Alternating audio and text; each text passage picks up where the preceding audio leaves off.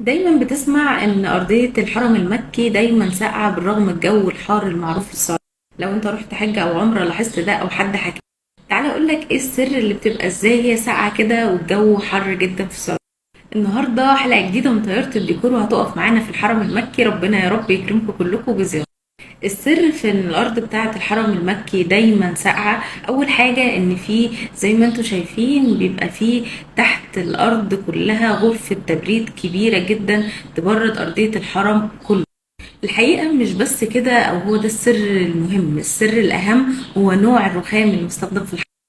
انتوا تعرفوا ان الرخام الموجود في الحرم ده رخام مخصوص للحرم، بس بيتجاب من مدينه في اليونان.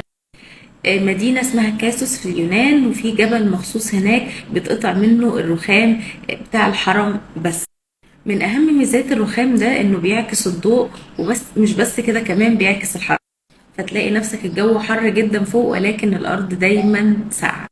كمان مش كل الناس هتلاحظ، لو انت رحت هناك هتلاقي ان اتجاه رص البلاط هناك مدروس بالظبط، ان كله يبقى في اتجاه الكعبة عشان حتى لو انت في السعي تهت تعرف توصل قولوا لي بقى في الكومنتات ايه البلد التانية اللي عايزين نتكلم عنها بالتفصيل عن نظام التشطيبات فيه. وما تنسوش تعملوا لي فولو هنا والمكان التاني ولايك واكسبلور.